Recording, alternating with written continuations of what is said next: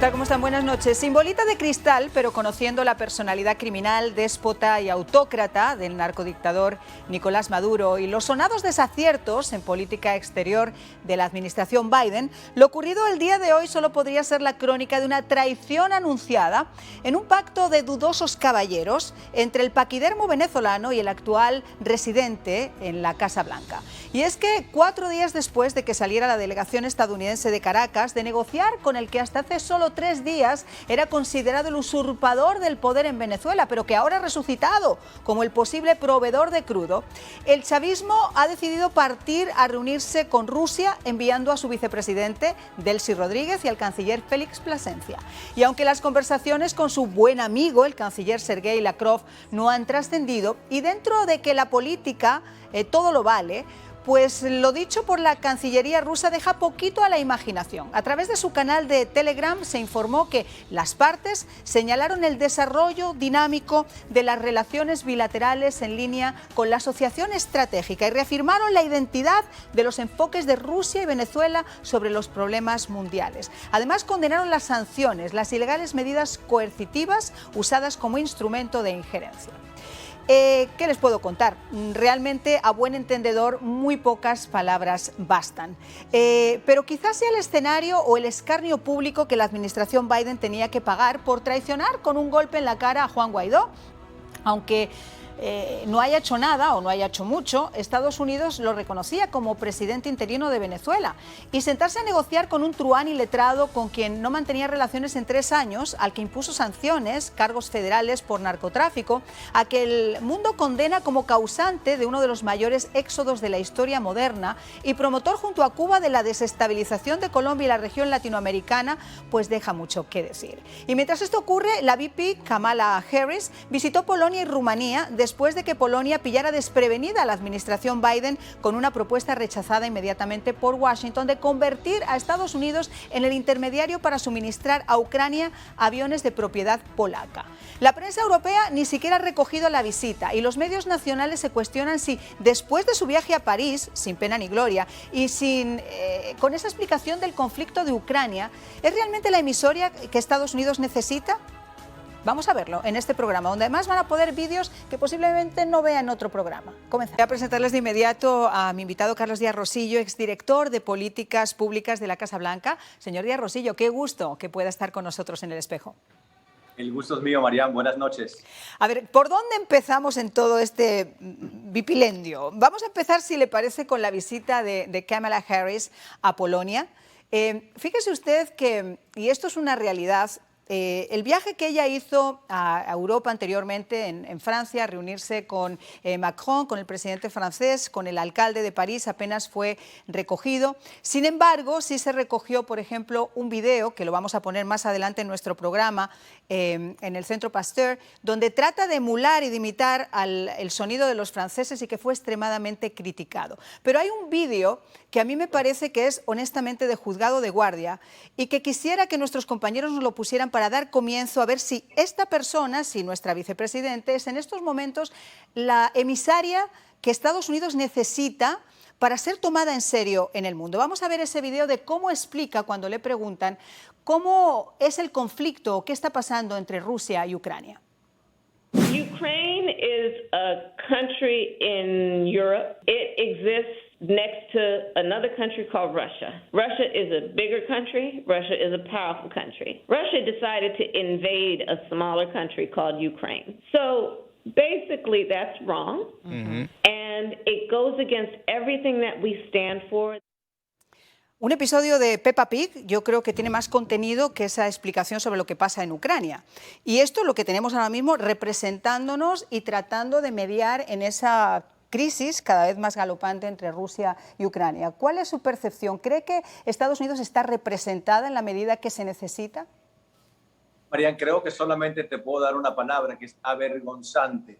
Yo he tratado de ser lo más objetivo posible, incluso después del discurso del Estado de la Unión, comenté que la primera parte, la parte que se enfocaba en la política internacional, casi toda fue de Ucrania, Comenté que no tenía ninguna queja sobre las sanciones, creo que son muy pocas y llegaron muy tarde, pero traté de mantenerme lo más objetivo posible porque creo que es importante en este momento demostrar cierta unidad bipartidista, pero ese video que acabas de poner demuestra una falta de seriedad, una falta de profundidad, que la única palabra que te puedo decir para describirla es avergonzante, ¿no? La persona que se supone que ha sido enviada a Europa para negociar por los intereses de los Estados Unidos da una explicación verdaderamente pobre, por dejarlo de una manera generosa. Y es que la situación además está en un punto muy álgido. Desgraciadamente, después de lo que ocurrió con la salida catastrófica de Afganistán, la opinión del mundo hacia la posición que ocupa ahora Estados Unidos, independientemente de quién sea el ocupante de la Casa Blanca, es Estados Unidos como nación, como lugar donde se respeta la democracia, donde se respetan los derechos humanos, una de las primeras potencias, o la primera potencia en este caso del mundo. Voy a pedirles también a mis compañeros si me pueden preparar un video de eso, que ustedes, como les digo, estos videos no se van a ver muy a menudo en los medios de comunicación, pero es importante que tengamos ese concepto, porque eso es lo que Europa ve de nosotros en este momento. Una visita a ver al presidente Macron, que se reúne con el presidente, con el alcalde de París, que no se menciona en titulares, pero que este video aparece en todos los medios de comunicación. Vamos a verlo. With us in government, we campaign with the plan. Uppercase T, uppercase P, the plan. And then the environment is such that we're expected to defend the plan. Even when the first time we roll it out, there may be some glitches and it's time to reevaluate and then do it again. The plan. Imitando el sonido o el acento francés delante de los medios de comunicación. Eso que parece no tener importancia, tiene mucha importancia en un momento como ese. Porque es, como digo, la percepción. Quizá la realidad no se puede cambiar, pero se puede alterar con la percepción. Y mi pregunta es, ¿cómo nos ve el mundo con todo esto, Carlos? Mira, como bien dices, después de la desastrosa salida de Afganistán, yo creo que el prestigio que debe tener los Estados Unidos bajó muchísimo. Esto no ayuda, pero aún más grave, aún más serio que estas burlas, que esta explicación ligera, por decirlo así, del conflicto, lo más preocupante no es eso, sino lo que acaba de hacer o lo que acaba de sugerir la administración. Vamos a parar de comprarle petróleo a un asesino, Putin, lo cual me parece perfecto que no lo hagamos, teníamos que haberlo hecho antes, y estamos considerando comprarle petróleo a otro asesino, a Maduro. Eso es aún peor que estas demostraciones de falta de seriedad, porque demuestra que no hay una política coherente de parte de los Estados Unidos, no solamente para ganar esta guerra, sino para tener una postura ante el mundo como la potencia que debería de ser los Estados Unidos. Fíjate, Carlos, que si fuera solamente un meme, si esto se pudiera tomar solamente como un chiste de estos que pasan por los medios de comunicación, quizá no estaría ocupando el espacio que estoy dándole en este programa. El tema es, como te digo, la percepción, el tema es cómo nos ven nuestros enemigos, cómo nos ven incluso nuestros países aliados después de lo que ha ocurrido. Tú has tocado un punto muy importante que yo tocaba también al comienzo del programa, ¿no? Y es la visita que ha hecho esa delegación a Caracas para reunirse con un presidente que hasta ese momento era un dictador y al que han resucitado quizá nuevamente con cargo de presidente para ver si se puede negociar el crudo, ese excedente de crudo que antes nos estaba aportando Rusia. Pero hay una traición, o al menos no sé si considerarlo así, porque 5 días después de esta inesperada y criticada visita, resulta que ahora la delegación de Chávez se va a Turquía para reunirse con el ministro de Exteriores ruso. Sí, mira, aquí hay una de dos opciones. La opción número uno, que es la que creo, que demuestra una gran falta de coherencia, bordeando en, como dices, traición, una falta de política pública importantísima. O número dos, quizás es algo mucho más inteligente de lo que yo entienda y es un plan estratégico para traer a Maduro cerca de Estados Unidos y después tirarlo y conseguir el cambio necesario. Quizás es mucho más estratégico de lo que yo pienso. No creo que sea así, pero no veo otra opción más que una de esas dos. ¿Qué crees que puede llegar a pasar en estos momentos? Nadie, como digo, tenemos una bolita de cristal, pero lo que sí es cierto es que no se pueden impulsar, por ejemplo, unas negociaciones con un presidente interino como Guaidó, al que la comunidad internacional reconoce como presidente encargado de Venezuela en este momento, y que la delegación de Estados Unidos, de esta administración, aunque en la política se valga todo, decide en estos momentos irse a sentar con un dictador, con una de las personas a las que se le puede achacar el mayor éxodo de la historia moderna. Mira, yo me imagino que el equipo del presidente Guaidó debe de ver esto como una gran traición, porque no, te repito, no hay otra manera de verlo a menos que estemos hablando de una estrategia muy inteligente que no entienda. Así que deben de verlo como una gran traición y manda una señal muy clara a nuestros enemigos que estamos opuestos a ellos siempre y cuando no nos convenga. En el momento que nos convenga tener relaciones con este tipo de personas, lo vamos a hacer, y eso creo que es una señal muy negativa para los Estados Unidos, porque tenemos que ser consistentes y coherentes, independientemente del momento en que estemos. Bueno, pues Carlos, te quiero agradecer mucho que hayas estado con nosotros. Nosotros hacemos una pausa, regresamos con más invitados y mucho más que poner sobre la mesa aquí en El Espejo. Se cumplen 15 días de esta invasión de Rusia a Ucrania. Rusia ha dicho que no va a detener el fuego y le ha pedido a Ucrania que se retire, y las cosas están más o menos exactamente en el mismo sitio. La comunidad internacional observamos, se está tratando de ayudar como se puede desde los países vecinos, pero sin ninguna intervención todavía directa. Te hago la misma pregunta que le hacía antes a Carlos Díaz Rosillo. Manolo González Moscote, analista político internacional, periodista que ha cubierto muchos años desde Moscú. Te hago la misma pregunta. ¿Realmente cómo nos ven a nosotros nuestros aliados ahora? ¿Cómo nos ve la Unión Europea ahora con estas delegaciones y con estos cambios en la política que realmente es difícil percibir? Bueno, Marian, yo no creo que sea la cosa tan dramática como tú lo estás mostrando. Hay que ser realistas y hay que ser sinceros. Mira, aquí estamos en una guerra, estamos viendo morir gente inocente. Europa en este momento, las noticias van, vienen y cruzan por esta línea, por la línea del desastre humanitario que está sucediendo allí en las fronteras. Esa es la noticia central. Kamala Harris llega por un protocolo, llega por una cuestión más diplomática que otra cosa, a hablar con los dirigentes de Polonia, que acá hablar con duda, hablar con la gente de Rumanía para llevar la oferta económica, alimenticia de más de 50.000 millones de dólares, más de todo lo que se ha podido hacer por Estados Unidos. En este momento creo que Estados Unidos tiene una imagen muy alta en Europa porque se ha comprometido muy seriamente con todo lo que tiene que ver con Ucrania. Ahora, en cuanto a lo que tú dices de petróleo, estoy muy de acuerdo con la segunda posición del invitado anterior, por lo siguiente, es que es lógico, es que aquí todo es un problema de lógica. Lo que se está haciendo con Maduro, más que rechazarlo, más que sacarlo del redil, es acercarlo, es traerlo hacia Estados Unidos. Y como él lo dice, ¿qué se va a hacer con Maduro? Bueno, ahora, ¿qué fase de él a Turquía a encontrarse con Lavrov? Claro. Hombre, sí, esto es muy sencillo.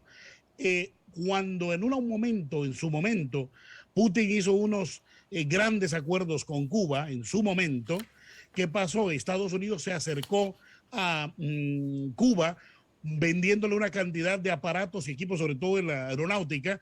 ¿Qué hizo Mr. Putin? Llamó a este señor Castro, a Raúl Castro, a Moscú, y para alarle las orejas y decirle, ¿cómo así que usted está negociando con Estados Unidos cuando yo le acabo de condonar la deuda externa y estoy reinvirtiendo el trazo de la deuda? Aquí es lo mismo. Daisy sale corriendo de Lavrov a contarle de primera mano qué fue lo que conversó con la delegación estadounidense.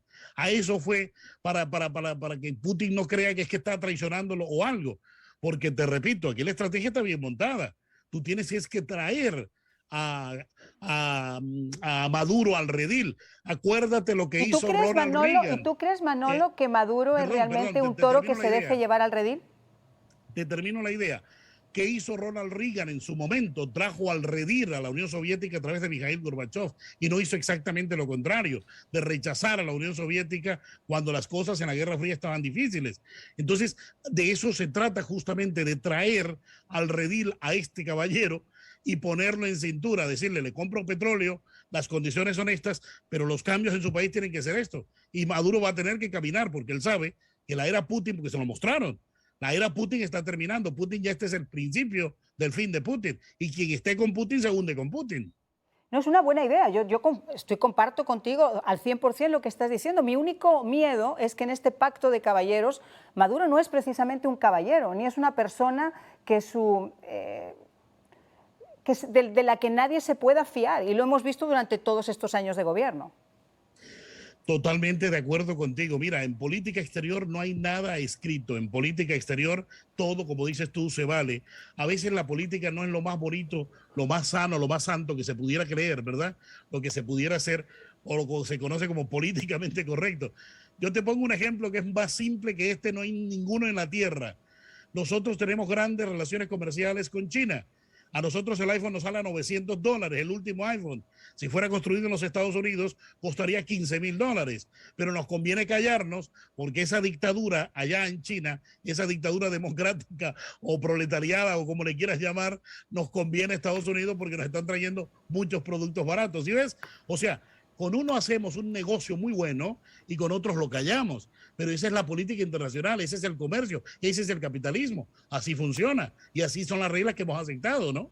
Sí, lo que pasa es que cuando un país como Estados Unidos defiende principios como la libertad, defiende principios como la democracia, sentarse a negociar con un dictador se hace difícil de digerir, aunque haya una estrategia de por medio. Por eso los titulares de los diarios del mundo señalan precisamente esa noticia. Estoy de acuerdo contigo que la posición de los dictadores, perdón, lo que dices tú de los dictadores es correcto. Acuérdate que Estados Unidos siempre apoyó a los grandes dictadores de Europa, a los grandes dictadores de América Latina, cuando la bota se corrió por toda América Latina. Y Estados Unidos siempre estuvo al lado de ellos, negoció con ellos. O sea, esto es una historia que se repite, Marianne. El hecho de que se repita a mí no me hace parecer que sea mejor ni que sea peor. O sea, yo quiero juzgar el momento en el que nos encontramos. Veo el éxodo de venezolanos por el mundo, la diáspora de venezolanos, el atentado a los derechos humanos dentro de su propio país. Y realmente se me hace difícil pensar que lo que dije Diego, cambie en cuestión de 5 segundos simplemente por algo tan importante como puede ser la estrategia petrolera, sin tener además en cuenta que esto podía pasar, o sea que Delsi iba a salir corriendo inmediatamente a Turquía a contarle a Lavrov lo que había sido quizá el objetivo de esa reunión. Pero hay otra cosa en la que también estoy de acuerdo contigo, y es que la posición de Estados Unidos es difícil en estos momentos, es una posición de fuerza, está tratando de llevar la unidad de los 29 países de la OTAN, pero el momento en el que Kamala hace esta visita es un poquito complicado, porque Polonia, sin decir nada, trató de decir que tenían que intermediar para poder utilizar los aviones MiG, y eso inmediatamente fue rechazado por Washington. Entonces, ¿cómo se soluciona eso? ¿Cuál crees tú? Porque no ha habido ninguna información al respecto que se pueda llegar a solucionar eso. Bueno, mira, esto de los aviones MiG, ¿por qué los MiG? ¿No? Porque son los aviones con los que solo están familiarizados los pilotos ucranianos. Ellos no pueden pilotar otro tipo de aviones porque no los conocen de cerca. ¿Qué sucede?